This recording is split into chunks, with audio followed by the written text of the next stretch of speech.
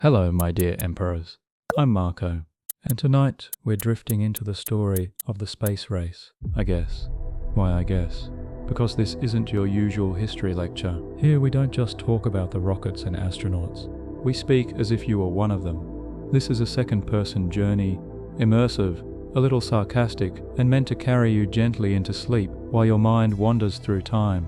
From the whispering ruins of Nazi bunkers to the silent void of the lunar surface, from top-secret dossiers to televised footprints, this story doesn't ask if the moon landing was real. It begins on a battlefield where the war wasn't about space at all.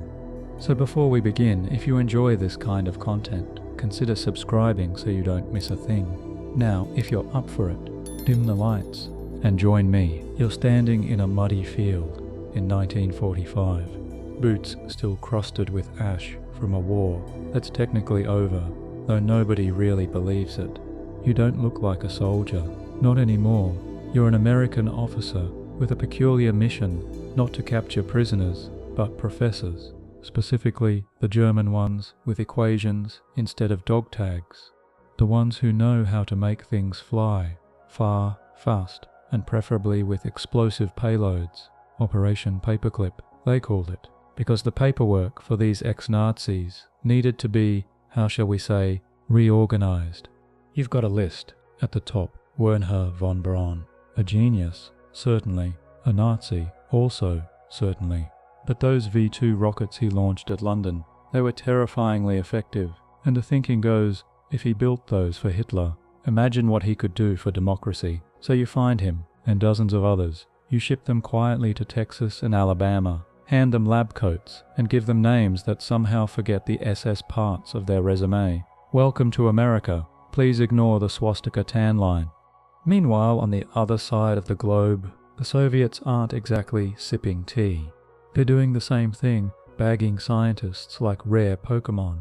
Only they aren't subtle. If you've got a pulse and a PhD, you're now a Soviet employee. The USSR's own version of Paperclip, Operation Ozoloavyokim, scoops up over 2,000 German technicians. Their reward, a Siberian work camp with a launch pad. So in this weird post-war dance, the real arms race doesn't begin with missiles. It begins with resumes. You and your Soviet counterpart are essentially project managers in a twisted academic draft pick. The Cold War hasn't officially started, but it's humming under the surface like a satellite no one can see yet. And here's the strange part. These rocket men, they speak math better than ideology. Many don't care whether they're helping communism or capitalism, as long as they're funded and unbothered. They just want to go up and away from the politics, preferably to the stars, though they'd settle for a working test site with enough coffee. But for the governments funding them, this isn't about dreams. It's about weapons. Rockets that can deliver nuclear warheads across oceans in under 30 minutes. That's why they care. It's never really about space. Space is the excuse, a canvas. The real art is intimidation. Historians still argue whether the American military genuinely believed in space exploration at this point, or whether it was all just missile envy. But either way, by the end of the 1940s, both superpowers are staring at the moon, not with wonder, but with a peculiar sort of strategic lust. It's big, it's bright, and it's visible from everywhere, perfect for making a statement. You're no longer just collecting scientists.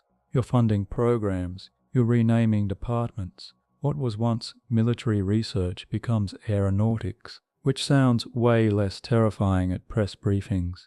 And as budgets balloon, so does secrecy. There are files that don't exist, test sites that are denied on maps, and failures that must never ever be mentioned in the Times. In this twilight zone of early space ambition, failure is the rule, not the exception. Rockets explode on the pad. Guidance systems think east is up, and yet every misfire teaches something. You learn that stability isn't about brute force. It's about math, temperature, timing. It's an elegant horror show of trial and error. One quirky fact. In early US rocket tests, they sometimes used monkeys and mice in tiny spacesuits, padded with gauze, packed into pressurized sardine cans. A whole generation of furred astronauts, some of whom came back, others who didn't.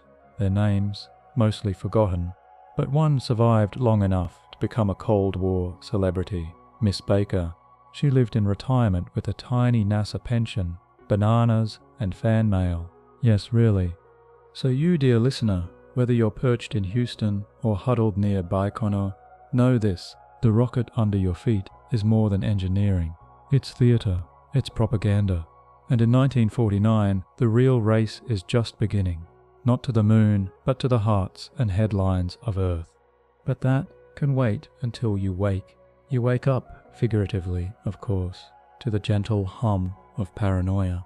It's the early 1950s, and although your world is full of Cold War dread and pastel kitchen appliances, everyone's gazing skyward, not because of birds or weather balloons, but because space has become the most glamorous battlefield imaginable. Not that anyone's saying that out loud, of course. Officially, this is a race for scientific advancement, a noble leap for mankind. Unofficially, it's a chest-thumping, flag-waving contest with the moon as the shiny trophy and all the scrapping happening right here on Earth. Let's be honest, you don't care about lunar rocks. You care about prestige, about headlines, about beating those people before they beat you. The moon is merely a billboard floating in the sky, and whichever country sticks a flag on it first gets to tell the story of the future. And oh, what a story it'll be. The stars and stripes flapping against the lunar silence, or the hammer and sickle rising like a cosmic dawn. Either way, the message is the same. We got there first, and better. It's not just politicians fueling this obsession. Scientists are now celebrity adjacent, with their pocket protectors and Cold War charisma. Von Braun, for instance, is now hosting educational TV specials on Disney. Seriously, he goes from designing Nazi missiles to pitching Martian colonies in black and white, all with the smile of a man who knows how to work both a slide rule and a camera. Public perception, sanitized. People call him the father of rocketry, conveniently forgetting he once wore a swastika armband. History has a lovely habit of using erasers. Meanwhile, across the ocean, the Soviets are doing the same, only with less showbiz and more secrecy. Their chief designer, Sergei Korolev, is so classified that nobody even knows his name until after his death. He's referred to only as the chief designer, which sounds like a Bond villain, but also kind of fits. His face is absent from newspapers, but his rockets, oh, they'll light up the sky soon enough. And as both sides build bigger, faster, shinier rockets, a weird thing happens. Space stops being just military. It becomes symbolic, a canvas for ideology. In classrooms, in comic books, on radio jingles, the message is the same. Capitalism, freedom, reaching the stars. Communism, unity, cosmic destiny. Each side spins its own interstellar fairy tale. And the public, they're eating it up with a titanium spoon. Historians still argue whether this was genuine inspiration or carefully orchestrated manipulation. Either way, you're in it. You, a scientist or engineer or PR flunky in this great cosmic performance, are suddenly part of something that feels like destiny, even if it's mostly smoke and mirrors. Let's not forget the lesser-known players. Canada, for example, launches one of the most advanced jet programs in the world, the Avro Arrow, only to cancel it under US pressure and destroy every prototype. Why? Because if your neighbor is starting a club for moon chasers, you'd better know your place in the pecking order. It's a reminder, this isn't just about who can build rockets. It's about who gets to dream out loud. And that's when things really take off, literally. There's a shift from theoretical to operational. Rockets are being tested with increasing frequency. Each launch feels like a drumbeat in a song that's growing louder by the minute. Something big is coming. You can feel it in your bones. The moon's surface is still untouched, but the race is now officially on, and neither side is willing to come in second. But for now, You're still grounded. The rockets are still trembling in their silos. The budgets are still ballooning in secret meetings. And the public, they're looking up, eyes full of wonder, completely unaware that their gaze is being weaponized. But that can wait until you wake. You're sipping weak coffee in a steel-paneled control room that smells like ozone and cold sweat when the news hits. October 4th, 1957. A simple beep from beyond Earth. Beep, beep, beep. That's it. No explosions. No flashy speeches. Just a radio signal from something humanity had never heard before. A machine circling the planet. The Soviets have launched Sputnik. You drop your cup. Maybe metaphorically, maybe literally, because suddenly you're behind. Not just you, but your whole country. The USSR, the land of fur hats and ration lines, has beaten you to space with a polished metal basketball that chirps smugly from the sky every 96 minutes. People lose their collective minds. Senators call emergency sessions. Children are told to duck under desks in case that beeping orb turns out to be a bomb in disguise. TV anchors sound like they're narrating a zombie apocalypse. And you feel like someone just slapped you with a calculator. What's truly maddening is how simple Sputnik looks. No arms, no legs, just 4 gangly antennae and a shiny shell, like something a mid-century diner might serve with fries. But it works, it orbits, and that makes it the most powerful object on Earth, even though it's not on Earth anymore. Meanwhile, in Moscow, champagne flows like rocket fuel. Korolev, still known only as the chief designer, allows himself a rare smile. He knows what Sputnik really is, a megaphone. It doesn't matter what the satellite does. What matters is what it says. We got here first. We can reach you. Your skies are no longer yours. And so begins the Sputnik crisis. Not a real crisis, mind you. No one's been hurt, nothing's exploded, but a deep psychological wound. Because space, which was supposed to be the next great frontier, has suddenly become the next great battlefield. And you're not just losing, you're losing loudly.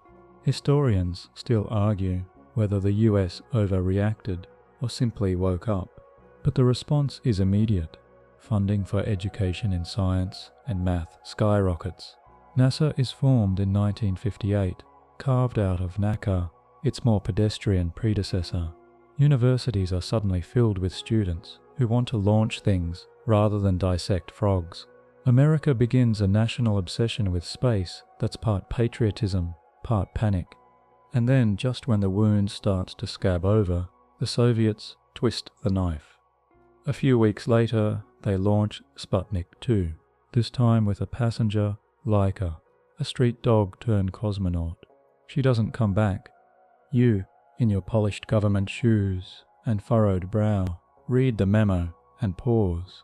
It's not just about engineering anymore.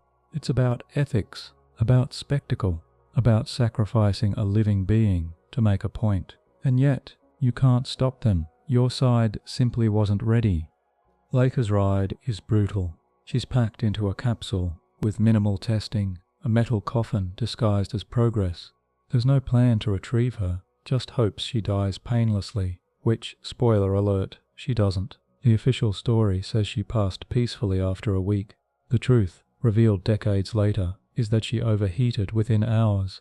Still, she becomes a symbol. Posters, pins, even toys.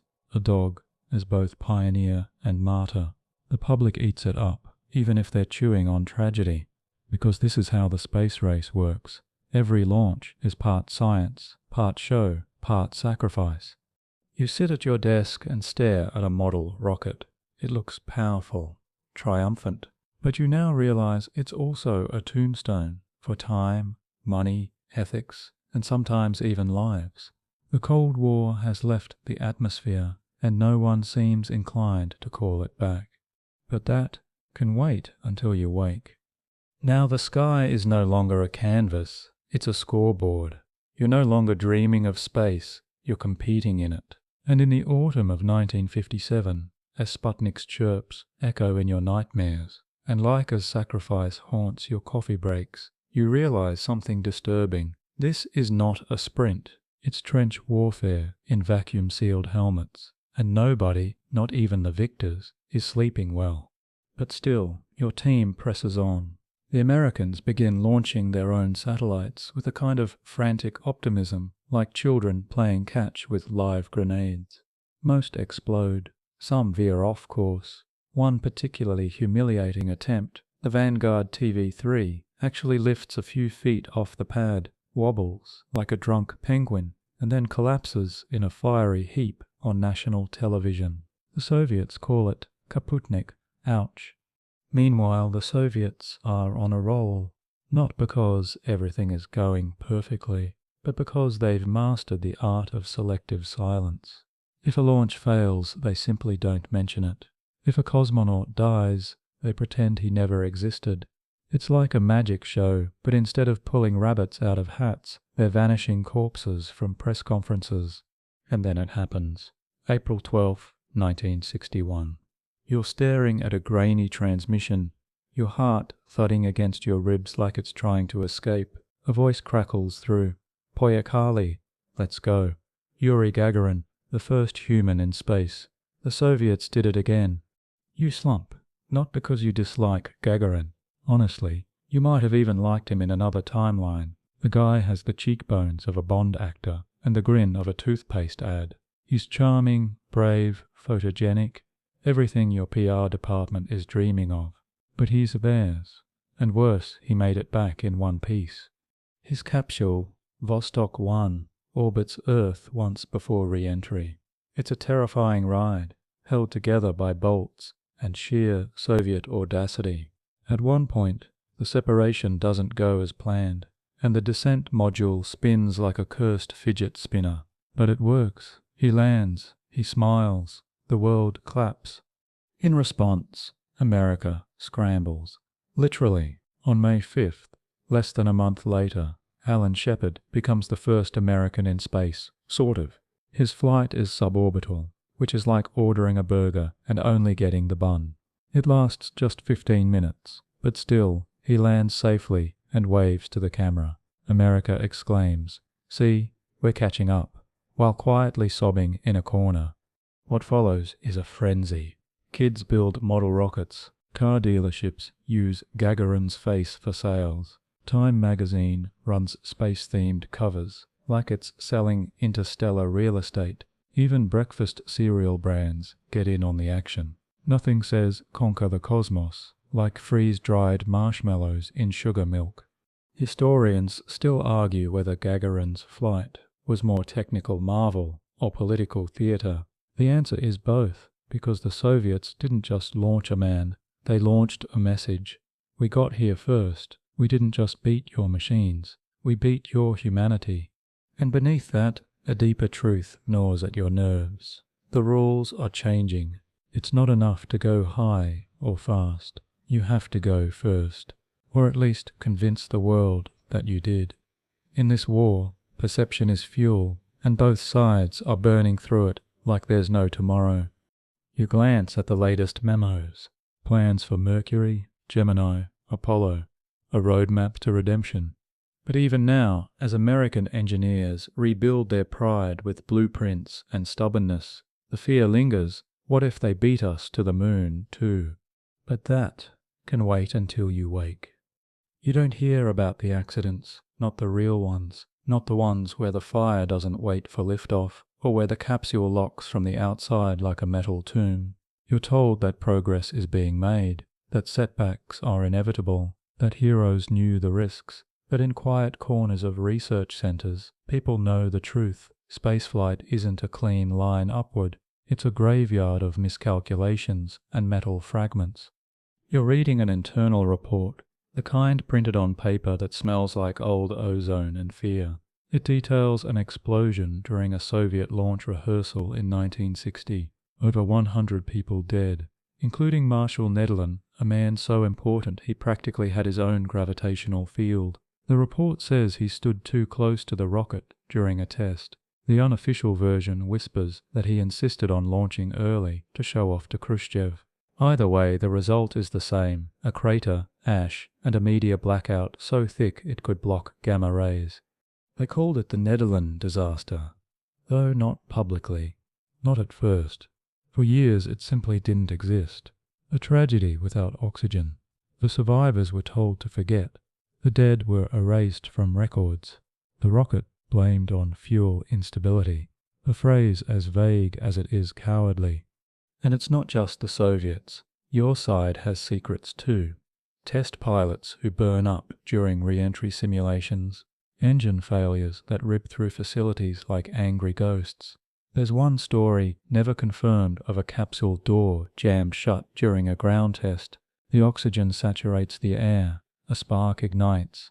The astronauts inside scream, but the hatch won't open. That story won't be public for years. When it is, it will be known as the Apollo 1 tragedy. But right now, it's just another whispered warning.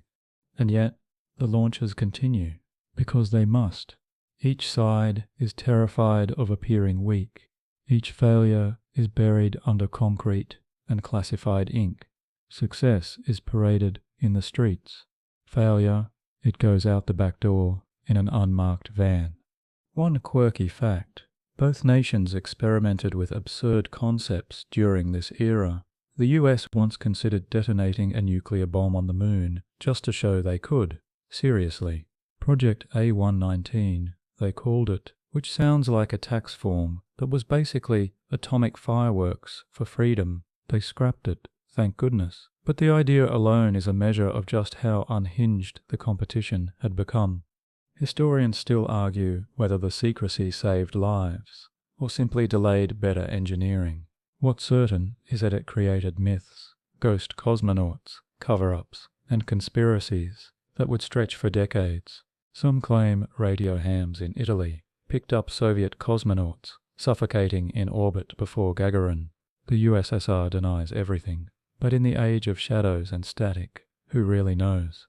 You walk through a hangar. It's quiet except for the hum of fans and the soft click of shoes on concrete. A prototype rocket stands before you, half assembled, fully terrifying. You run a hand along its side. The paint is still tacky. It smells like ambition and fear. You realize this thing, this tower of metal and fire, is less a machine and more a gamble. And the odds, honestly, not great. But no one's saying stop. Not when the next launch might beat the enemy. Not when the next success might justify a dozen buried failures. Not when the public is still looking up with eyes full of wonder, never knowing what's hidden in the smoke. But that can wait until you wake. Your uniform's crisp, your badge polished, and yet you feel like you're backstage at a Cold War magic show. Everything gleams, but nothing feels real. It's 1961, and the headlines are all Yuri Gagarin and Alan Shepard. But behind those perfect smiles and staged press conferences is a less photogenic truth. You're now in the era of people as propaganda. Cosmonauts and astronauts are no longer just brave explorers. They're chess pieces on a galactic PR board. You, by some twist of fate or clever paperwork, are now part of the team prepping America's Mercury 7, a band of square-jawed, test-piloted legends who might as well have stepped out of a Marvel origin story. They're charming, stoic, camera-ready, and patriotic to the bone. They also bicker like tired siblings and prank each other with the kind of chaotic glee that makes NASA's HR department deeply uncomfortable. One favorite trick: filling a colleague's helmet with shaving cream. Very professional. Meanwhile, the Soviets are curating their own astronaut mythos.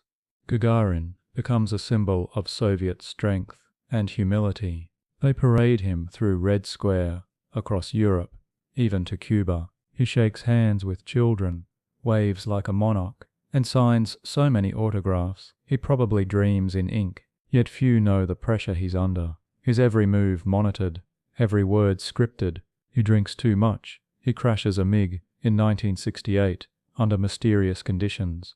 Officially an accident. Unofficially, still debated over vodka and whispered curses. And then there's Valentina Tereshkova, the first woman in space. Her call sign?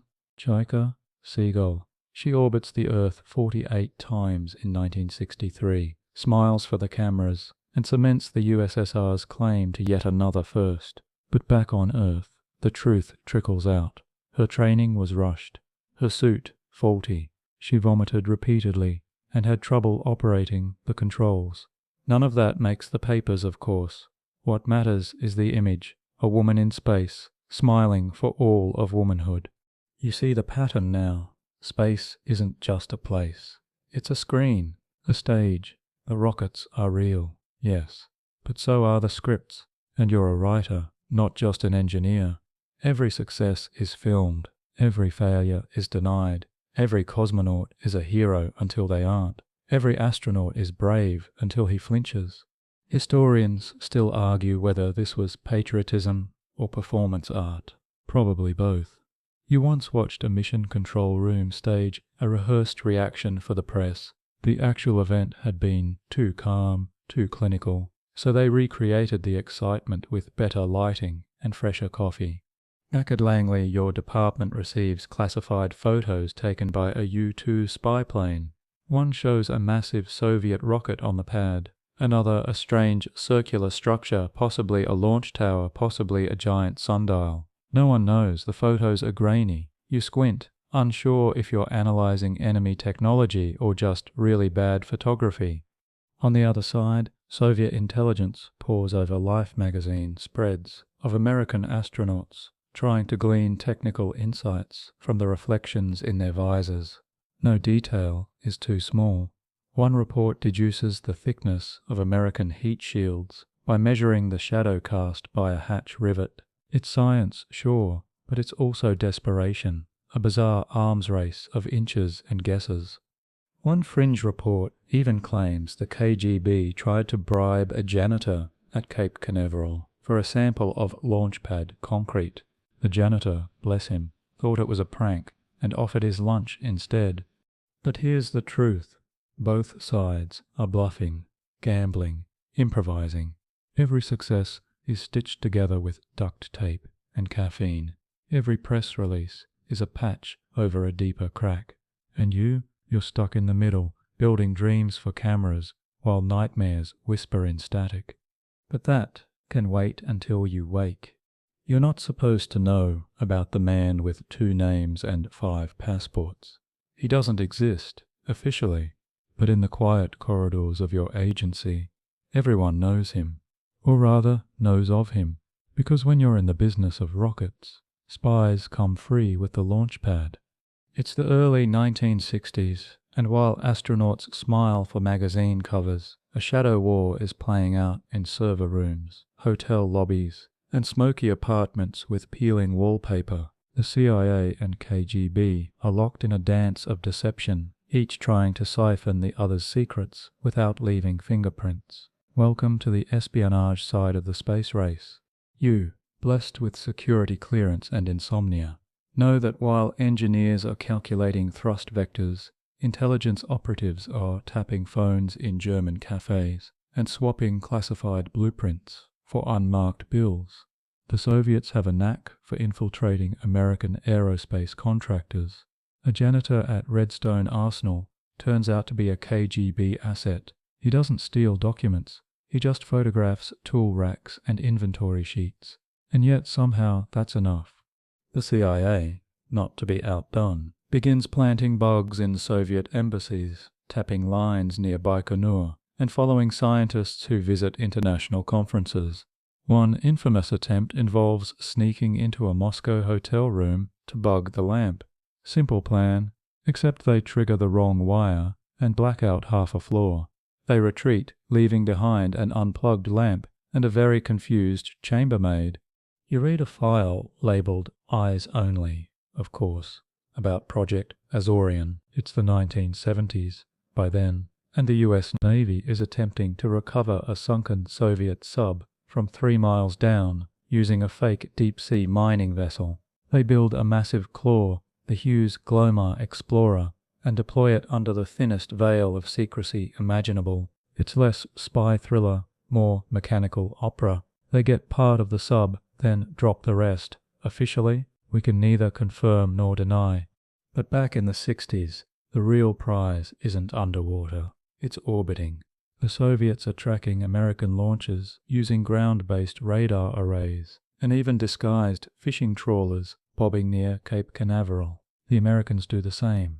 There's a satellite up there, Corona, that drops film canisters from space to be mid-air retrieved by planes. It sounds fake, but it's not. Spy satellites become the new normal. They're cameras capable of reading license plates from orbit, if only the weather would cooperate. And still, the leaks persist. A Soviet engineer defects in Turkey, smuggled out inside a cargo container full of potatoes. In exchange for safe passage, he brings handwritten notes on Soviet fuel mixtures and launch sequences. The notes are in Russian, shaky, and smell faintly of starch, but they're gold. Meanwhile, the KGB inserts agents into NASA subcontractors posing as clerks, janitors, even vending machine suppliers.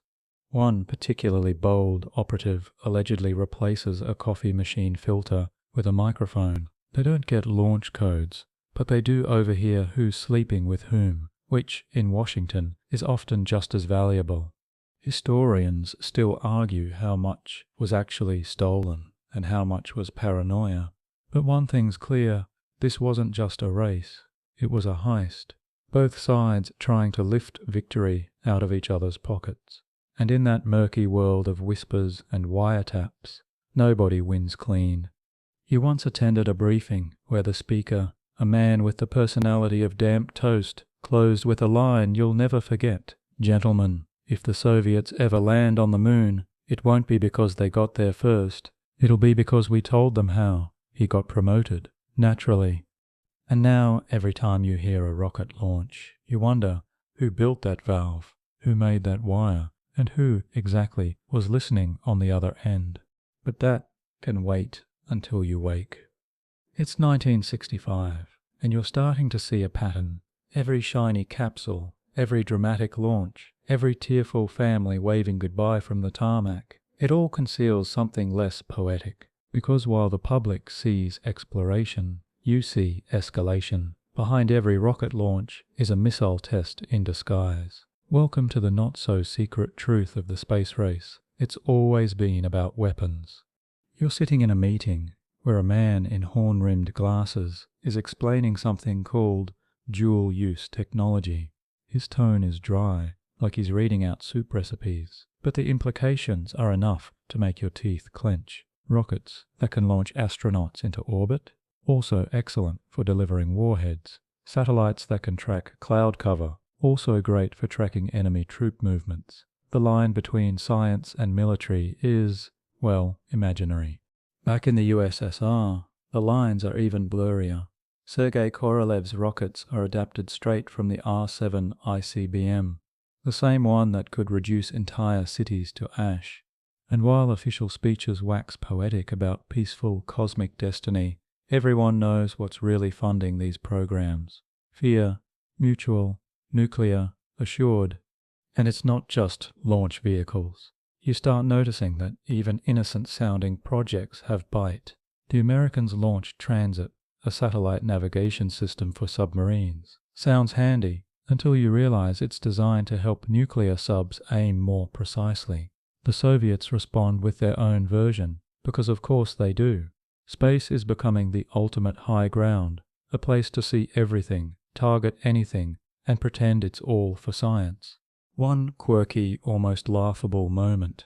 The US Air Force seriously considered launching a manned military space station called the Manned Orbiting Laboratory. It had cameras, observation windows, and a classified alternate mission that definitely wasn't spying. They cancelled it in 1969, probably when someone realized that astronauts make terrible secret agents. Historians still argue whether the militarization of space was inevitable or just a Cold War fever dream. Either way, you're knee-deep in blueprints that say communications on the cover and re-entry trajectory for nuclear warheads in the fine print. Even NASA isn't immune. The Apollo program, for all its noble aims, borrows heavily from military budgets and military minds. Many of the astronauts ex-fighter pilots, many of the contractors, defense giants like Boeing and North American Aviation. The phrase civilian space agency starts to sound like a polite fiction. And while this is happening, you overhear plans, off-the-record ideas for kinetic bombardment, dropping metal rods from orbit with enough force to obliterate bunkers. Theoretical, of course, until someone sketches it on a napkin and gives it a cool code name like Project Thor. One particularly bold idea, space-based lasers, real ones, like something out of a comic book. You scoff at first, then read the feasibility report and feel a chill crawl down your spine. They never built them officially, but the patents exist. Meanwhile, treaties are drafted. The 1967 Outer Space Treaty says no nukes in orbit, which sounds reassuring until you realize how vague the language is. Peaceful purposes can mean almost anything if you say it with enough optimism. And then you see the press conference, clean-cut men in matching suits, talking about uniting mankind and advancing knowledge. It's beautiful, it's moving, it's a well-lit illusion. Because back in the labs, you know what's really being tested: range, payload, re-entry heat. Because someday someone might want to put something a little more serious in that payload bay. So now, when you see a rocket kiss the sky, you don't just see flame and wonder. You see trajectories, you see launch codes, you see a world trying to touch the stars with one hand and hold a loaded pistol with the other. But that can wait until you wake. You're sitting at a long steel table in a Soviet planning room surrounded by blueprints, cigarette smoke, and the faint scent of desperation. It's the late 1960s, and the USSR wants the moon, not metaphorically, not emotionally, physically. The Americans are getting too close. Their Saturn V looks like a skyscraper had a baby with a tank, and their propaganda machine is already cranking out taglines like "one small step," even though they haven't taken it yet. So naturally, the Soviets scramble to respond. Enter the N-1 rocket, the most ambitious, most powerful, and most secretly doomed launch vehicle in history. You're told it'll be their moon rocket. You're also told not to ask too many questions. That's fine, the rocket will do all the talking. It is, to be fair, an absolute beast. 30 engines in its first stage. 30. It's like trying to play a symphony with a room full of kazoo players who hate each other. And they do hate each other, these engines. Or at least, they behave that way. One misfires and the others panic. They shake, they rattle, they implode. The first launch of the N-1 in 1969 is a symphony of chaos. It clears the pad barely before succumbing to engine failure and tumbling down like a drunken tree. The second, even worse. The rocket rises a few dozen feet before slamming back into the launch pad and exploding with a force that flattens buildings and possibly egos. The fireball is seen for miles. Officially, it's a routine test anomaly. Unofficially, it's a cosmic faceplant. And here's the kicker: most Soviets don't even know it happened. That's how tight the clampdown is. Failures like this don't make the news. They barely make the archives. It's all part of the Soviet MO. If you can't hide success, at least hide failure so well it becomes a ghost. Historians still argue whether the N-1 was doomed from the start, or simply underfunded, over-politicized and rushed. Probably all three. The Americans had Wernher von Braun and a blank check. The Soviets had Korolev, and then they didn't. He died in 1966 during surgery, and with him went the vision, the clout, the caution. His replacements had drive, but not quite his instincts, and certainly not his pull with the Politburo. Oh, and just to rub salt in the crater, while the Soviets were keeping the N-1 under wraps, the Americans broadcast every Saturn V launch in full color, even the tests, even the failures. They turned transparency into theater, and the world ate it up. You once heard a rumor whispered over vodka in a dim-lit canteen that some engineers begged to scrap the N-1 after the second failure. Let's redesign, they said. Let's rethink. The reply, a hard no. To rethink would be to admit defeat. And the Soviet Union does not do defeat. At least, not on camera. So they keep launching. 2 more attempts, 2 more catastrophic failures. By the early 70s, the N1 program is quietly cancelled. Not announced, not debated, just erased. The final rocket is dismantled for parts, its blueprints buried, its engineers reassigned. Its ghost still lingers on launch pads that haven't seen fire since. Meanwhile, the Americans are taking golf clubs to the moon. You watch the press footage of Apollo astronauts bounding in slow motion. It's grainy, surreal, almost smug. And you think of the N1, of all that ambition, all that fury, all that silence. A rocket that never left the atmosphere. A program that tried to leap and only ever fell. But that can wait until you wait. The year is 1965, and if you squint, the Gemini program looks a little like high school gym class. If gym class involved orbiting the Earth at 17,000 miles per hour and managing nausea while doing backflips in zero gravity. Gemini isn't glamorous. It's not the moon. It's not the flag planting, one small step glory the press dreams of. But it's the part where the US learns to not screw up space so often. You, clipboard in hand, are watching astronauts be subjected to tests that sound like rejected reality show concepts. Can you eat in space without it becoming a floating food fight? Can you sleep while being hurled around the planet every 90 minutes? Can you go outside, tethered only by a glorified garden hose, and not die? The answer eventually is yes. But first the answer is barely. Gemini is NASA's crash course in how to not die on the way to the moon.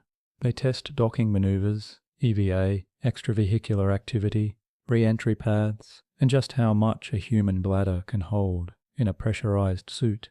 Turns out, not much. There's a reason every astronaut interview contains at least one reference to diapers. The glamour fades fast when you're urinating in a pouch the size of a Ziploc sandwich bag. Still, the stakes are deadly serious.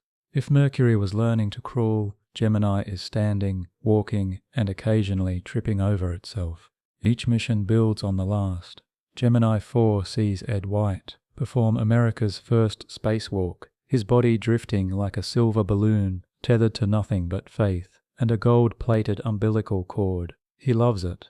Doesn't want to come back in. Ground control practically has to nag him into re-entry. But it's not all euphoria. Gemini 8, with Neil Armstrong at the helm, nearly spins into oblivion after a stuck thruster sends the craft tumbling violently. Armstrong calmly disables the offending system and regains control. You make a note, this guy might be handy in a crisis. Just saying. And behind it all, the quiet realization. Gemini is a response, a rebuttal, a long, methodical not so fast to Soviet dominance. While the USSR continues to one-up with firsts, first woman, first multi-person crew, first spacewalk, the US is building muscle memory, practicing, sharpening. You watch engineers tweak procedures between missions, like obsessive chefs perfecting a soufflé. Historians still argue if Gemini got the recognition it deserved. Spoiler, it didn't. But insiders know, without it, Apollo would have been a disaster. Gemini taught them how to survive space. Apollo taught them how to dream in it. One quirky moment. Gemini 6 was supposed to launch before Gemini 7, but the rocket engine cut out at T-minus 1.2 seconds. The astronauts didn't die, which was a relief, but they were left sitting in a very expensive metal cylinder, staring at the launch tower like disappointed theme park guests. NASA's response, a shrug and a reschedule. Next time, it works. But you can feel it building now. The rhythm, the momentum. Each Gemini mission inches closer to the big leap. The public starts to believe. The press starts to predict. Somewhere in the bureaucracy, someone updates the Apollo budget again, and no one blinks. Space is no longer hypothetical. It's real, tangible, achievable, and most importantly, it's within reach. You look at the final Gemini capsule before it's hoisted onto the rocket. It's scratched, dented, and smells faintly of heat shield and adrenaline. Not glamorous, but it works. And that, in this quiet war, is everything. But that can wait until you wake. You're in a hangar somewhere that technically doesn't exist, listening to a technician explain how a bolt got glued in, upside down. Not a big deal, he says. Happens all the time. Except the bolt isn't just any bolt. It's part of a fuel line that leads to a launch valve that froze shut during a test fire. The entire rocket could have gone up like a Roman candle. Sabotage, he repeats, blinking. No, just bad luck. Definitely not sabotage. But you've heard that before, and you're starting to notice a pattern. In this chapter of the space race, the shadowy, flammable one, both sides begin suspecting that not all failures are accidents. Some, yes, are the usual mixture of human error, arrogance, and insufficient testing. But others feel intentional, miswired circuits, mismatched engine components, mysterious illnesses that strike down key personnel the week before launch, things that don't make sense, things that don't belong. Of course, nobody admits it. Not officially. The Soviets, ever opaque, attribute setbacks to weather anomalies and unexpected structural fatigue. The Americans blame technical challenges and systems integration misalignment. But you, behind closed doors with people who actually read the post-mortem reports, start compiling your own private file, a list of incidents too strange to ignore. One launch at Baikonur is delayed when someone spills solvent into a guidance computer. Just spills it. Who carries paint thinner into a control room? Nobody answers. Another Soviet launch fails when a fuel line is found deliberately twisted shut, an act requiring tools and intent. The technician who noticed it disappears shortly after, officially reassigned. Unofficially, no one knows. Historians still argue whether these were internal power struggles or external sabotage. The KGB suspected CIA involvement. The CIA suspected discontented Soviet engineers trying to slow the program for safety reasons, or revenge. Meanwhile, your own people worry about corporate espionage. One disgruntled subcontractor with a grudge and a wrench could cause millions in damage. And worse, public humiliation. Even NASA isn't immune. Before Apollo 1, there were rumors of pranks in the capsule assembly line. Wires switched, heat sensors miscalibrated, nothing confirmed.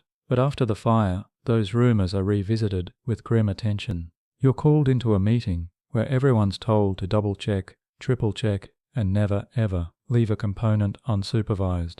One quirky anecdote. During Gemini 9 prep, someone replaced a checklist page with a cartoon drawing of Wile E. Coyote holding a good luck sign. Haha. Except the real checklist was now missing, and the prank delayed launch prep by 12 hours. Funny? Sort of. Harmless? Not even remotely. In the Soviet Union, sabotage is harder to trace, because everything's classified and suspicion is standard. Engineers compete for favor, political clout replaces technical common sense, and rumors swirl of mid-level officials deliberately tanking rival projects to gain promotion. When something explodes, they don't ask what failed, they ask who benefits. You're briefed once on Project Pigeon, not the infamous Skinner idea, but an actual security memo detailing how low-level animal handlers near a launch site were caught feeding misinformation to inspection teams. Why? No one knows. The pigeons were innocent, for the record. And through it all, launches continue. Rockets rise, capsules orbit, and the moon looms ever closer. But now, when you hear the countdown, you listen for more than ignition. You listen for hesitation, for that pause in someone's voice when a switch doesn't click. Because behind the polished metal and televised triumphs, the race to the stars has always been shadowed by invisible hands, hands that twist, nudge, and sometimes sabotage. But that can wait until you wake. The smell is the first thing you remember, acrid, metallic, like scorched tape and burnt upholstery. Then the silence, not the comforting kind, but the heavy, eerie void that follows disaster. You're not on the launch pad, but you might as well be. January 27th, 1967. You're staring at a capsule that looks more like a toaster oven than a spacecraft. Inside, 3 astronauts, Gus Grissom, Ed White, and Roger Chaffee. Veterans, professionals, the kind of men who don't flinch in 0G. They're running a plugs-out test. No fuel, no engines, just a simulation to check electrical systems. Routine, they said. Safe, they said. Then a spark, from where no one can say.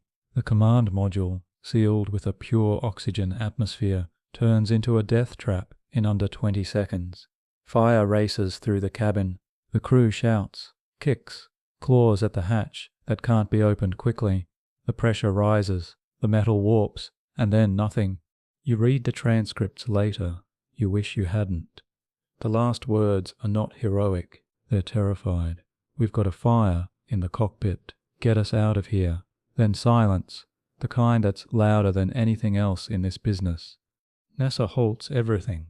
Apollo goes dark for months. You attend meetings where nobody makes eye contact. Not because of shame, but because looking at each other means admitting what everyone already knows. It was preventable. The wiring was sloppy. The materials flammable. The escape protocols a bureaucratic afterthought. They were told. They were warned. But this was a race, remember, and in races, you don't slow down for caution signs. Historians still argue whether the fire saved the Apollo program or nearly killed it. Strange irony, isn't it, that a tragedy this horrific might be the only thing that prevented a larger catastrophe on the moon, because now every panel, wire and bolt is re-examined. Nothing is assumed. Nothing is too small to matter. You remember one engineer normally stoic, unreadable, slamming his fist on a table and saying, "We built a coffin." No one argued. They just nodded, quietly, slowly. The quirky part, if you can stomach it, is that the Apollo 1 command module was originally named, they didn't even have a proper name until after the fire. Then, in tribute, it became Apollo 1, the first, the fallen. The warning etched in titanium. The Soviets, predictably, say nothing. Officially, they express condolences.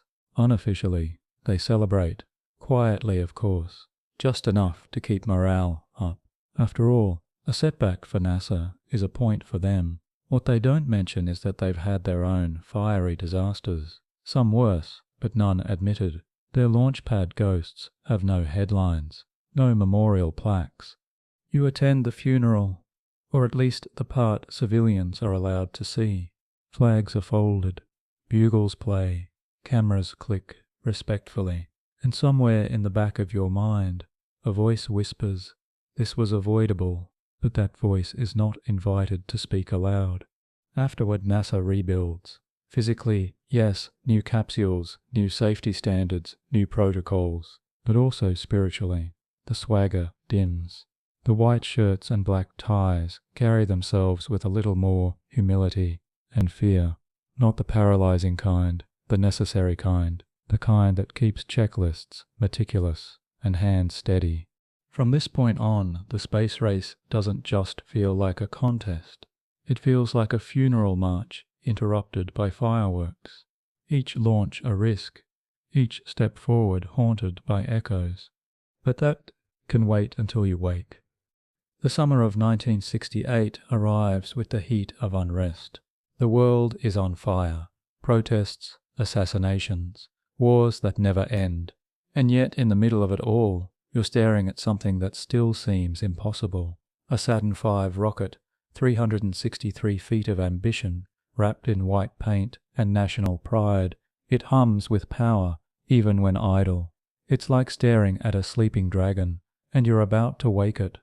Apollo 7 goes up in October, a low Earth orbit mission, 10 days of test driving the command and service module. The crew is grumpy, nasal, borderline mutinous due to head colds and cramped conditions. You read their mission transcript like it's a sitcom with mild passive aggression. But despite the bickering, the mission works. Systems are functional. Re-entry is smooth. And best of all, nothing catches fire. Then comes the big one, Apollo 8, December 1968. No test flight, no training wheels. Just straight to the moon. Not to land, of course. Just to orbit. Just to see it. The plan is bold, borderline reckless, and you suspect more than a few engineers had stomach ulcers by launch day. You sit in mission control and watch the rocket pierce the sky. There's something sacred about it, even if you're not the spiritual type. 3 men, Borman, Lovell, Anders, riding a metal candle toward a rock 240,000 miles away. And for the first time in human history, people leave Earth orbit and travel to another celestial body. You'd clap, but your fingers won't stop trembling. And then the Earthrise. That photo, that breathtaking curve of blue and white rising over a grey lunar horizon. It stops you. Stops the world. For a moment, the planet, messy, divided, noisy, feels unified by a single image taken through a dusty, rattling window. You print it, frame it, so does everyone else. Meanwhile, the Soviets, they've hit a wall. Their N-1 rocket lies in pieces. Their lunar lander prototypes are stalling. Officially, they act like they never intended to go to the moon. Unofficially, you hear the panic in intercepted transmissions. They're falling behind. Rapidly, historians still argue whether Apollo 8 was a calculated risk or a desperate leap over the Soviet threat. Either way, it worked. The propaganda machine shifts into overdrive. Christmas Eve 1968. The astronauts read Genesis from lunar orbit, their voices trembling through static and gravity. Some find it moving, others politically manipulative. You just find it surreal. Bible verses from the moon, while the rest of humanity argues over rice and revolution. Back on Earth, things are tense. Civil rights leaders demand justice. Vietnam bleeds through television screens. The year ends with exhaustion. But Apollo 8 gives you and the country a strange, silent hope that maybe, just maybe, something bigger is possible. One quirky detail from the mission: Jim Lovell accidentally called Houston, Houston, we've got a problem, when he realized their Christmas turkey was too dry. Not the problem he'd become famous for later, but still, the phrase stuck. And so, as 1969 peeks over the horizon, you feel the tension mounting. The pieces are finally aligning. The next mission, the real thing, the landing, the thing Kennedy promised, the thing everyone said couldn't happen. And in some quiet corner of the Soviet space program, someone probably lights a cigarette and mutters a curse, because they know what's coming, and they can't stop it. But that can wait until you wake. It's July 16th, 1969. And the air at Cape Kennedy is thick with humidity. Yes, but also with the kind of electricity that doesn't come from cables. You're there, or maybe you're not, but either way, you feel it. The sense that history is balancing on the edge of ignition. Apollo 11 is ready, and for once, no one's pretending this is a test. This one is the event. The astronauts, Neil Armstrong, Buzz Aldrin, and Michael Collins, climb into the command module with the poise of people who've practiced this moment 1,000 times. You, meanwhile, can't stop thinking about the number of things that could go wrong. The list is long. The rocket could explode. The lander could crash. The rendezvous might fail. The return trajectory could be off. You remind yourself not to mention this during interviews. The Saturn V launches like thunder, trying to impersonate a god. It takes 12 minutes to reach orbit, then 3 days of coasting, mid-course corrections, and constant systems checks. And then they're there, in lunar orbit, staring down at a dusty ball of mystery that's been taunting humanity since before we had calendars. And now, the landing. You're in mission control, or maybe just glued to a static field TV, as Armstrong and Aldrin descend in the Eagle. The data's not great, they're low on fuel. Alarms are blaring, Volvo 2 and Volvo 1 program alarms, which no one really knows how to fix. But Houston gives a shrug and a go anyway. Armstrong takes manual control, dodging boulders, scanning the surface for something less lethal than average. Then silence. Then a scratchy voice. "Houston, Tranquility Base here. The Eagle has landed." You don't cheer. Not yet. You just exhale, slowly, like you've been holding your breath since the Renaissance. Back on Earth, people cry, strangers hug, radios blast static poetry into every diner and living room from Ohio to Okinawa. And then, at 02:56 UTC on July 21st, Armstrong steps out. His boot presses into the grey powder. A footprint, a symbol, a promise. One small step for man. You squint. Did he say a man? The audio's fuzzy. Scholars will argue about that for decades. Some say the A was lost in transmission. Others say he forgot. Either way, the sentence becomes myth. Buzz joins him. They bounce. They plant the flag. They deploy experiments. They talk about dust like it's a magical substance. And then, because even miracles need schedules, they get back in. Michael Collins, orbiting alone in the Columbia, watches the Earth rise again and writes later that he never felt lonely, only awe. He was the only human not in communication with another living soul for hours. Just him, a spacecraft, and the cold watching the moon. Historians still argue what mattered more, the step, the speech, or the photo. But you know the real legacy wasn't on the moon, it was back on Earth. Because for the first time in this bizarre, violent, brilliant race, one side had finished the lap. The Soviets, silent. Their TV broadcasts cut to music. They never admitted defeat, they just changed the subject. Later, they'd claim they never really tried, that they were focused on space stations instead. You almost believe them. But you know better. You know about the cancelled N1 launches, the crushed hopes, the silence that says more than any denial ever could. One quirky note, the American flag planted on the moon. It fell over when the ascent module lifted off. It's probably still there, crumpled, a strange echo of human clumsiness in an otherwise perfect myth.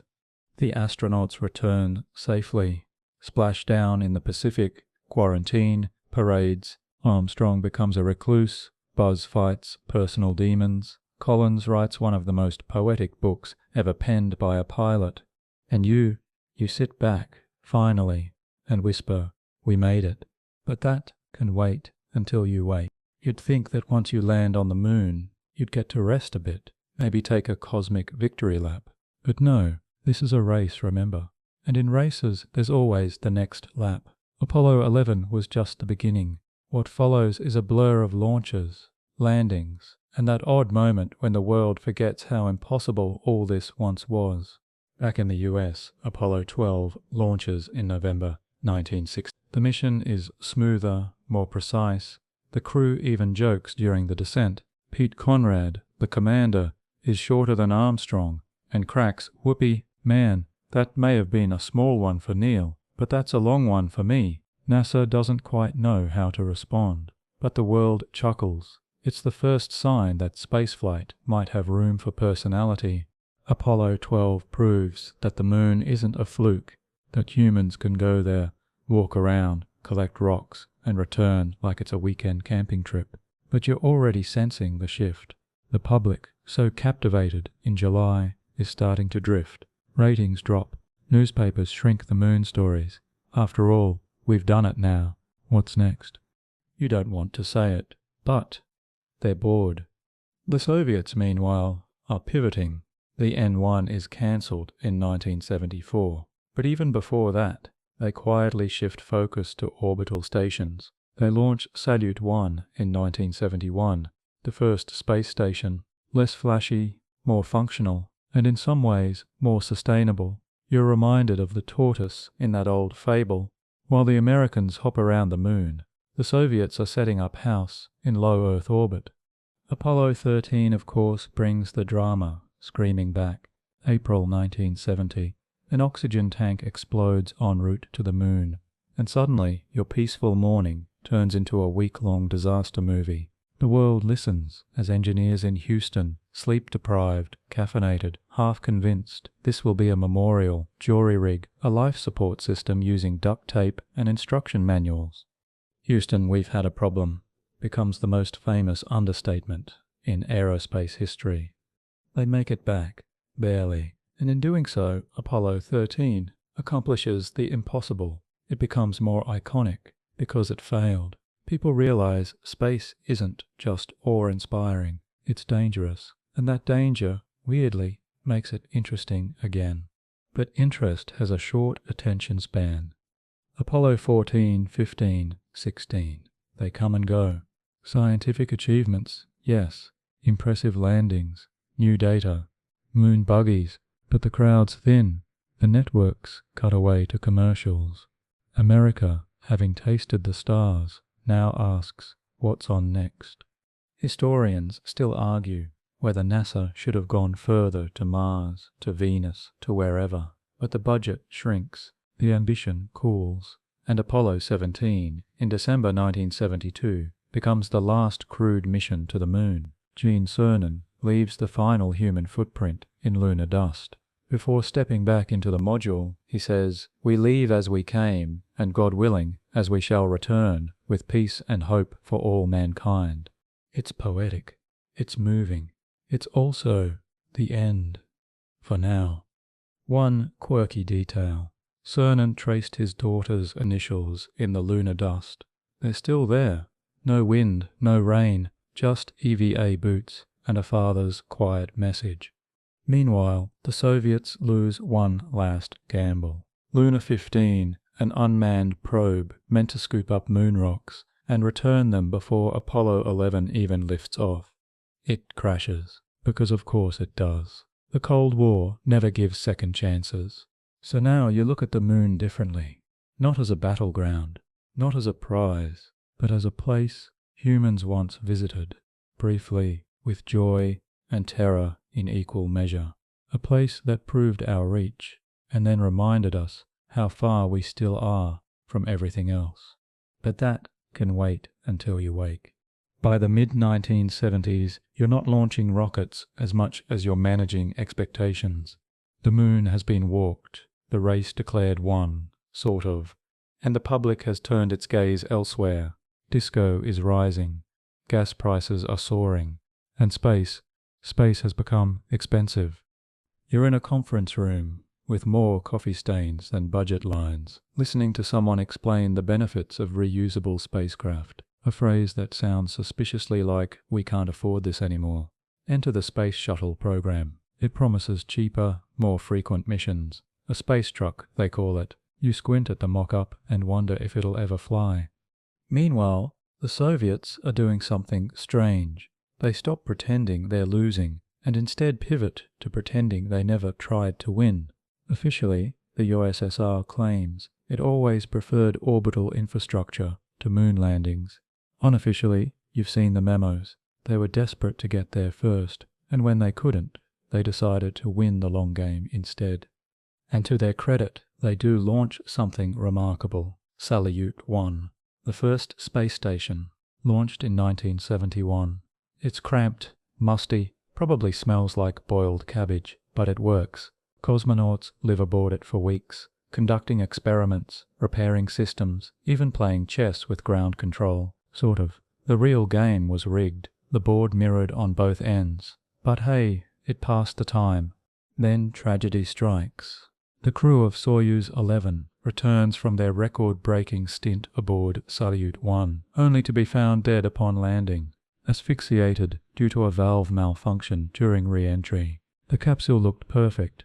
The astronauts looked peaceful, like they'd just fallen asleep. You can't stop thinking about that.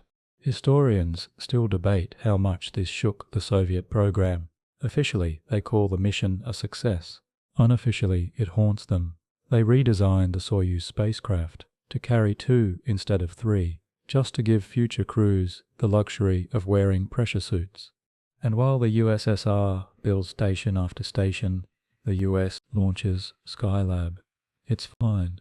Originally a repurposed Saturn V upper stage, It's the American answer to orbital presence, except no one really wants to talk about it. The funding barely trickles in, the missions are short, the crew overworked, and then hilariously, a solar panel rips off during launch. First mission, repair the roof. But it functions.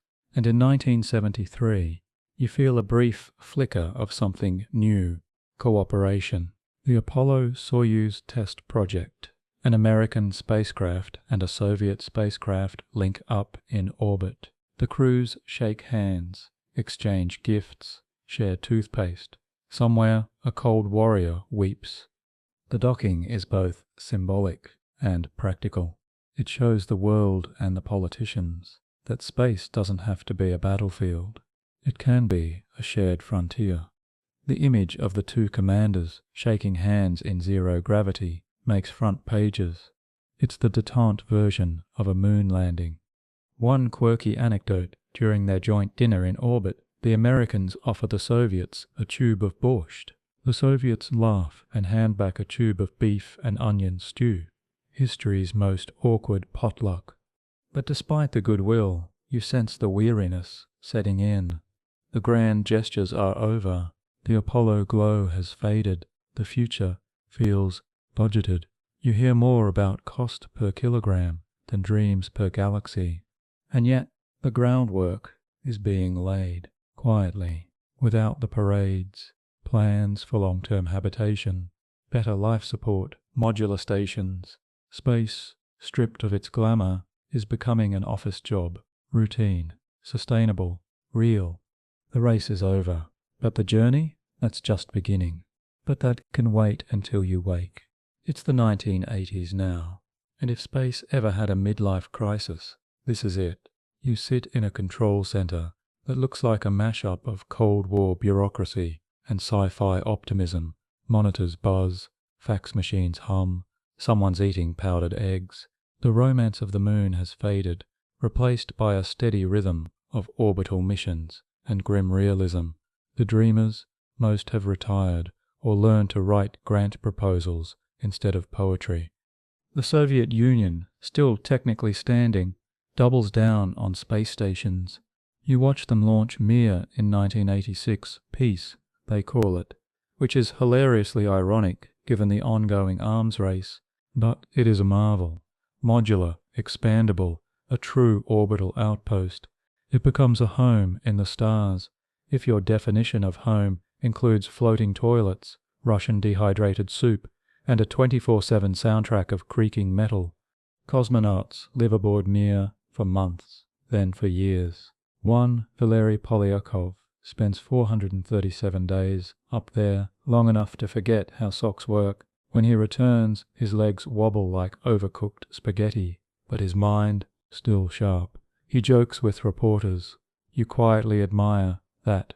The Americans, meanwhile, finally launch the space shuttle, the dream of the 70s reborn as a reusable, multi-purpose spacecraft that looks suspiciously like a sci-fi Lego set. It's sleek, it's fast, and it's a budgetary nightmare, but it flies. Columbia lifts off in 1981, and suddenly, space is back in the headlines. And the shuttle works. Kind of. It launches satellites, repairs telescopes, ferries astronauts, and occasionally leaks hydraulic fluid. It's NASA's workhorse. Its marketing slogan might as well be, "We'll fix it in orbit." Then, tragedy. January 20. Challenger.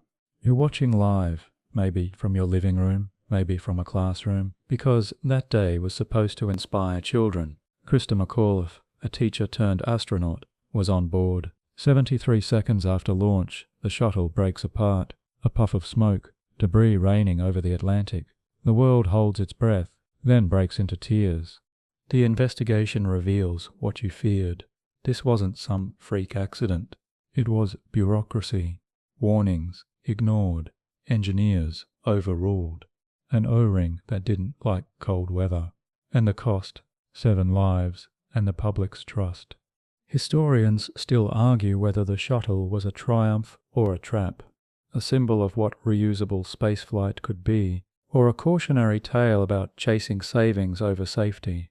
You stare at its tiles, each one unique, like a mosaic of ambition and fragility. Still, the program continues. New shuttles launch, missions resume, and by the late 80s, Americans and Soviets are cautiously eyeing each other not as enemies, but as potential co-workers. One quirky episode.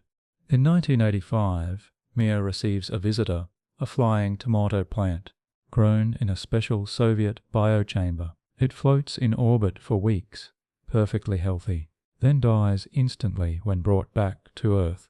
Too good for this world, one cosmonaut jokes. Meanwhile, geopolitical tectonics are rumbling. The Soviet economy is wheezing, Eastern Europe is fidgeting, and Gorbachev, with his speeches and his spots, is trying to restructure an empire that doesn't want to be restructured. You know what's coming, even if no one says it out loud. The USSR is not going to make it. But in orbit, Mir keeps spinning, the shuttle keeps flying, and for the first time, you start to wonder, what if the space race doesn't end with a bang or a finish line, but with a handshake? What if, after all that rivalry, the future is shared? But that can wait until you wake. It's 1991, and history is dissolving in real time.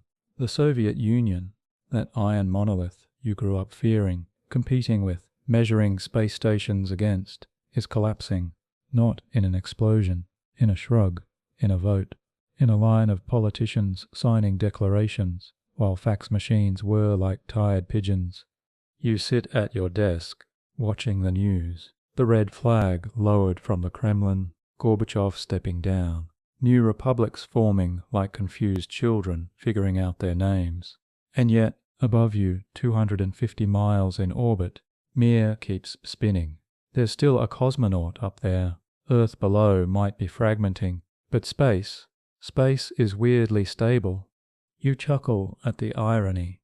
The Cold War ends and the one place built for eternal rivalry, low Earth orbit, becomes the test ground for cooperation. NASA and Roscosmos start sharing data, engineers begin learning each other's acronyms, and in 1995 it happens. Atlantis docks with Mir, an American shuttle, a Russian station, a Cold War ghost and a space-age promise in the same frame. The footage plays across every major network. Handshakes, floating pens, smiles that look too tired to fake. You feel something unfamiliar. Not pride exactly, maybe relief, maybe curiosity. Could this work? Historians still debate whether this was politics or pragmatism. The US had the funds, but lacked long-term orbital infrastructure. Russia had Mir, but not enough rubles to keep the lights on. Together, they cobbled a partnership from necessity, and it held. You're now witnessing the slow pivot from race to routine. Joint missions, shared labs, bilingual instructions in capsules. You learn that American tools don't always fit Russian bolts, that Russian suits smell faintly of smoked fish, that even in space, someone always forgets the backup batteries. One quirky mishap. In 1997, a Russian resupply ship collides with Mir, punching a hole in the station. The crew patches it with duct tape, literally. The world collectively gulps. The station creaks, holds, and continues spinning. Meanwhile, new dreams start to take shape.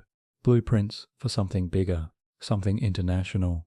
You hear whispers of freedom merging, with Mir too, to become a new thing entirely. The International Space Station. A monument not to conquest, but to cooperation. The mood is different now. Gone is the urgency of beating the enemy. In its place, awkward collaboration, modest budgets, and a shared belief that maybe, just maybe, this time space isn't a race. And yet part of you misses the fire, the drama, the absurd theatre of the Cold War cosmos. Back then, every bolt felt epic, every launch a punchline to an argument between superpowers. Now, it's checklists and spreadsheets. But that's the trade-off we exchanged, rivalry for reality, flags for handshakes. You still launch, still orbit, but the stakes have shifted From symbolic domination to actual survival. A slower story, but maybe a better one. You glance up at the night sky. Somewhere above, Americans and Russians are floating together. Not enemies, not quite friends, just human. Making coffee in 0G, sharing sunrises that happen every 90 minutes. And down here, Earth is still messy. But you know now, at least for a little while, space became the one place where the Cold War melted away. But that can wait until you wake. It's 1998, and you're holding a pen that's signing a document thicker than a phone book. Around you, representatives from 15 nations, translators whispering, bureaucrats fidgeting with their ties. You're in the birth room of the International Space Station. The mood, somewhere between a peace treaty and a group project that nobody really trusts will get finished on time. But they build it, piece by floating piece. Russian modules like Zarya and Zvezda, American pieces like Unity and Destiny, European labs, Canadian arms, an orbiting IKEA project with no Allen wrench, held together by diplomacy, duct tape, and a shared fear of space debris.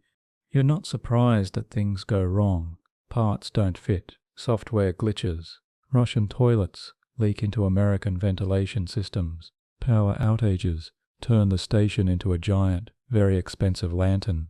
At one point, an astronaut loses a bolt that floats off and becomes an orbital hazard. You add it to the list of things that could destroy a billion-dollar structure but sound like sitcom plotlines.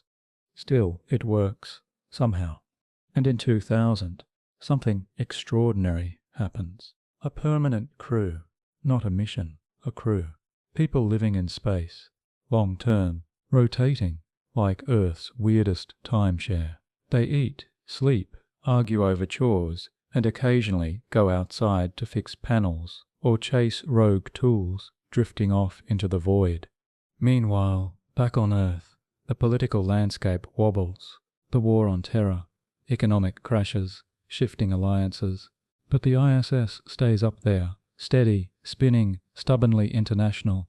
You visit Houston, walk past Mission Control, and see 3 screens labeled US Flight Controller, Russian Liaison, and ISS Commander. It hits you. The Cold War didn't end in a handshake. It ended in a shared coffee pot orbiting at 17,000 miles per hour. Historians still debate whether the ISS is a scientific achievement or an expensive peacekeeping exercise. Maybe both. It does real research, microgravity, medicine, materials, but mostly it proves that humans can share a metal tube in space without turning it into a vacuum-sealed knife fight. One odd moment sticks with you. A Canadian astronaut plays David Bowie's Space Oddity on an acoustic guitar in orbit. The video goes viral, not just because of the music, but because it shows the human side of space again. A man, alone, floating, singing. It feels honest, poetic, grounded, despite being in orbit. The Russians keep showing up. The Americans keep sending supplies. Even during tensions, Crimea, sanctions, cyber hacks, the ISS floats above it all. Because up there, you have to cooperate. If you don't, people die. It's simple, pure, a strange, beautiful necessity. And now, as commercial companies enter the scene, SpaceX, Blue Origin, and their merry band of space billionaires, you sense the next shift coming. One from nation-states to corporations, from Cold War pride to capitalist ambition. But for now, you watch the ISS drift silently across the sky, a blinking dot that carries more hope than it has any right to. Because for all its faults, for all the political baggage, mechanical hiccups, and budget fights, it exists. And it exists because enemies became colleagues. Because people who once built missiles aimed at each other decided instead to build a home in the stars. But that can wait until you wake. You're staring at a launch pad that looks suspiciously like the old ones, but everything about it feels new, sleeker, louder, more marketed. It's 2010 and the suits have changed. The astronauts still wear helmets, But now the patches say NASA alongside logos that look like tech startups. Welcome to the privatized space era. The US shuttle program winds down. Atlantis flies its final mission in 2011. And with that, the era of NASA-owned human spaceflight ends temporarily. For the first time in decades, America can't launch astronauts from its own soil. It only ride to the ISS, Russian Soyuz capsules. Yeah, those same ones that look like 1970s water heaters. Turns out they work, and they're now the only Uber to orbit. You raise an eyebrow at the irony. After all the competition, all the Cold War bravado, the US now pays Russia to get to space. But something's bubbling beneath the surface. Enter Elon Musk. SpaceX begins launching satellites, then cargo. Then in 2020, Crew Dragon Demo 2 sends astronauts to the ISS, American-made, American-launched, and live-streamed in glorious HD, with background music that sounds like a superhero trailer. It's flashy, it's efficient, and yes, it's real. The private sector, for all its flaws, has reignited public interest in space. Suddenly, kids are drawing rockets again, adults are arguing over Mars colonies, and journalists can't decide whether Musk is a visionary or a Bond villain. Probably both. Meanwhile, Russia continues launching Soyuz missions, still using Baikonur, still grumbling quietly as the West gets its swagger back. But the collaboration continues. Space, it seems, has a gravity of its own, one strong enough to pull old rivals into alignment. Historians still argue what this phase means. Some say it's the dawn of a new space age, decentralized, democratized, driven by tech giants rather than nations. Others say it's just Cold War capitalism with a new coat of paint. You say maybe both. You watch Perseverance land on Mars in 2021. The rover tweets. Literally, it has a Twitter account.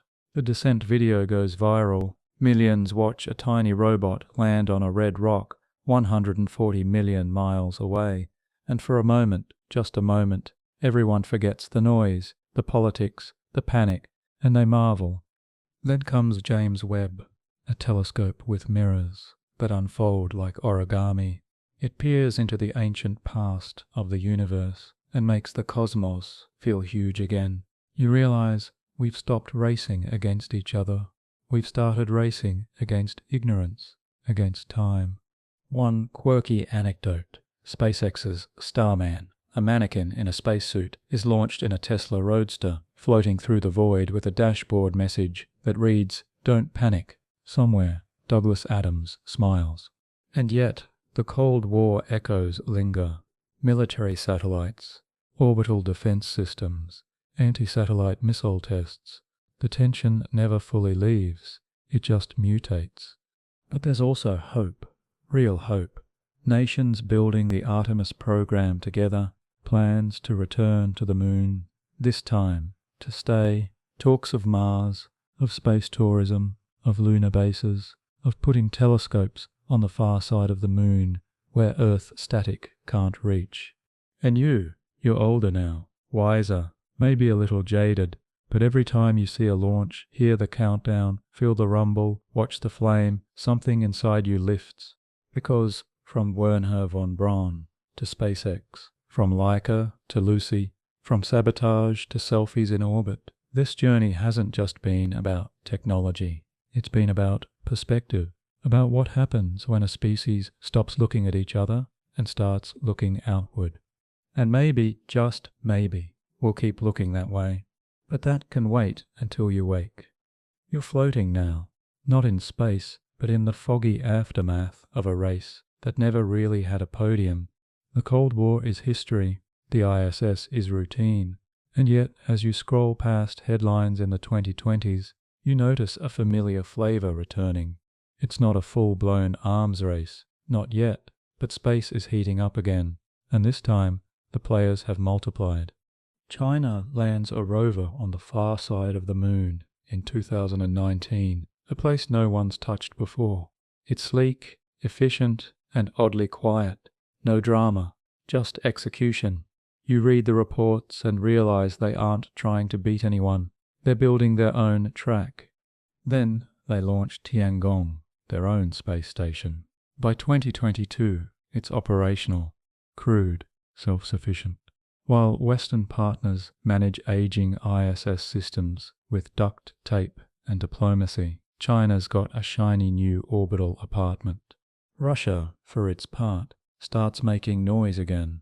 Sabers are rattled. Cooperation with NASA becomes strained, then icy. There's talk of a new Russian station, of ending participation in the ISS. You feel like you're watching an old movie, but this time the soundtrack is glitchy. Meanwhile, private companies push forward. Starship hovers awkwardly, then crashes, then hovers again. Each test flight is a ballet of explosions, but also of persistence. Mars is still the prize, the trophy hanging on the edge of possibility, and you know someone, somewhere, is already preparing their speech for first bootprint. But it's not just hardware anymore, it's data, satellites, networks, thousands of little machines, launched by the dozens, filling the sky with trails of light that ruin telescopes and thrill telecoms. It's not about who gets to the moon, it's about who controls the bandwidth around it. Historians still debate whether this is a new space race or a tech boom with delusions of grandeur. You watch companies launch rockets named after Norse gods and anime characters and wonder what von Braun would think.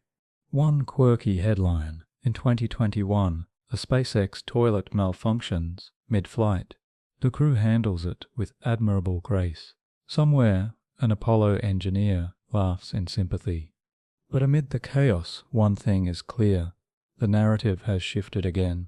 Not exploration versus domination. Not East versus West. Now it's about access, ownership, legacy. Who gets to define the next century of orbit? You exhale, leaning back, feeling the gravity of it all, metaphorical and literal. But that can wait until you wake. You're standing beneath a night sky that's no longer just stars. It's cluttered with the fingerprints of human ambition. Satellites blink. Space stations shimmer faintly as they coast over continents. And here you are, grounded but aware, watching the latest phase of the space story unfold not in heroic bursts, but in quiet persistence. By 2024, the world's spacefaring ambitions feel less like a race and more like a jigsaw puzzle being assembled in orbit. Artemis, NASA's bold return to the moon program, is limping forward, late, over budget, but still alive. It promises boots on lunar regolith once again, but this time there's talk of bases, gateways, staying. The moon isn't just a trophy now, it's real estate. And it's crowded. China plans crewed missions there too. Russia flirts with the idea. Private companies pitch lunar resorts, asteroid mining and Martian greenhouses. You scroll through proposals and realize space has become something new entirely, a marketplace. But beneath the branding and booster stats, something deeper stirs. A new generation grows up, thinking space isn't exotic, just there, normal, accessible. They watch zero-G TikToks from astronauts and assume that floating in orbit is a career option. You envy them a little. The Cold War space drama you lived through, for them, it's history class. Black and white film, men in buzz cuts yelling into rotary phones. But they're not wrong to look ahead, because the future of space isn't in flags or finish lines. It's in longevity, infrastructure, and oddly enough, in cooperation. The ISS, creaky and crowded, is set to retire soon. What comes next? Multiple stations, maybe even a lunar village. Humanity, after decades of hesitation and ego, might actually be preparing to live off-world, not just visit, live. Historians still argue whether this moment, this awkward, hopeful now, is the start of something permanent, or just another ambitious chapter that will fizzle out like the rest. But in your bones, you feel it. Something has shifted. This isn't a race anymore. It's a migration. One quirky postscript. In 2023, Someone tried to mint NFTs of lunar real estate. You rolled your eyes, then bookmarked the page, just in case. And so the journey continues, from the silence Sputnik beeps to streaming video from Martian rovers, from spy satellites and sabotage, to joint missions and musical space guitars. You've traveled the whole arc now, the fire, the fallout, the forgiveness, and tonight, under that cluttered sky, you understand. We didn't win space, we joined it, finally. But that can wait until you wake. And now, dear Voyager, your journey through the stars winds gently to its close. You've walked in the boots of cosmonauts and engineers, floated in cold capsules, stared down blinking lights in quiet control rooms, and watched history bend with every countdown. The space race, bold, chaotic, tragic, and brilliant, has unfolded around you like a long-forgotten dream remembered just before sleep. Let the engines cool now. The applause has faded. The cameras have turned, and the rockets, once symbols of conquest, sleep on their launch pads like old dogs who once chased fire. Up above, a quiet station orbits. Not a battlefield, not a museum, just a fragile house full of humans trying to understand their place in the dark. Close your eyes, drift backward through time, past the flags, past the failures, past the crackling propaganda and the sweaty palms of countdowns. Float beyond the noise, beyond the race, beyond the need to win. There, in the stillness of space, you'll find something rare, a shared breath, a moment when enemies became crewmates, and the sky stopped being a war zone and started being a frontier. And as you rest now, remember that the stars are not won. They are visited, they are studied, and maybe one day they will be shared not just by a lucky few, but by all. Sleep, traveller. You've voyaged far enough for one night. The stars will still be there when you wake, waiting, watching, whispering softly to those who still dare to dream.